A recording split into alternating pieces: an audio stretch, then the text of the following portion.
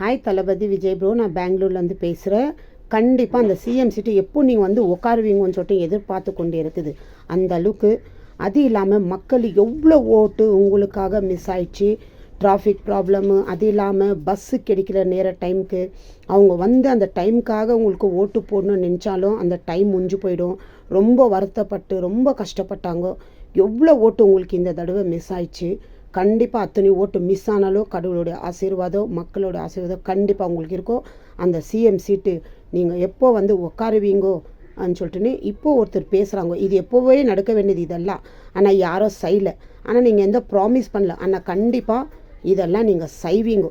ஒருத்தர் சத்தியம் பண்ணுறவங்க அந்த சக்கரை பொங்கல் மாதிரி சாப்பிட்டுட்டு போயிட்டே இருக்குவாங்க. இவங்க என்ன வந்து கேட்குவாங்களா அப்படின்னு சொல்லிட்டுன்னு. ஆனால் நீங்கள் எந்த ஒரு ப்ராமிஸ் பண்ணாத உங்களை பற்றி இவ்வளோ நல்லா ஒரு புகழ்ந்து பேசுகிறாங்கன்னு கண்டிப்பாக அந்த ஆண்டிக்கு ஒரு பாராட்டு கொடுக்கணும். இந்த வீடியோ பாருங்கள்.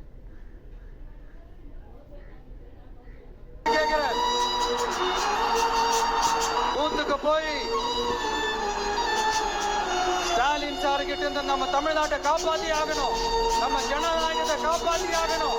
என்ன பிஸியா இருந்தாலும், என்ன வேலையா இருந்தாலும், என்ன வெளியூர்ல இருந்தாலும், எந்த பூத்துல உங்களுடைய ஓட்டு இருக்குதோ அங்க வந்து தயவு செஞ்சு நம்மளுடைய விசில் சின்னத்துக்கு உங்க ஓட்டு போடுங்க. தயவு செஞ்சு உங்க விஜய்க்கு ஒரு வாய்ப்பு கொடுங்க. இந்த நேரத்துல வெளிநாட்டுல இருந்து பணம் செலவு பண்ணி ஃபிளைட் டிக்கெட் புக் பண்ணி இங்க வந்து ஓட்டு போட வந்த நம்மளுடைய நண்பிகள் உங்கள் அனைவருக்கும் இந்த நேரத்தில் என்னுடைய நன்றியை தெரிவிச்சுக்கிறேன். ஒருத்தர் வரணும்னு நினைக்கிறேன்.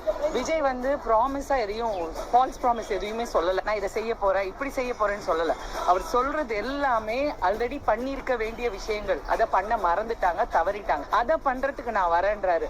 அதுதான் தேவை நாட்டுக்கு. 5000 ரூபாய் கொடுக்கறதோ இல்ல வேற மாதிரி மக்களை வந்து திசை திருப்புறதோ பைசா கொடுக்கறதோ பர்மனன்ட் சொல்யூஷன் கிடையாது. விஜய் சொல்றதெல்லாம் பர்மனன்ட் சொல்யூஷன், மத்தவங்க பண்றதெல்லாம் டெம்பரரி. விஜய்க்கு வாட் இஸ் திஸ்? நான் தான் சொன்னேன், ஒரே ரீசன், நான் பண்ண முடியாததை என் சார்பில் ஒருத்தர் பண்ண வராரு. ஒரு ஃப்ரெண்டா நான் அதை அக்செப்ட் பண்ணணும். அதுதான் நான் அவர் கொடுக்குற மரியாதை. பசங்களுக்கு புரியுதுன்னா பெரியவங்களுக்கும் புரியணும்ல. கரெக்டா பிடிக்குது அப்படின்னா ஏதோ ஒன்று அட்ராக்ட் பண்ணவே தானே பிடிக்குது.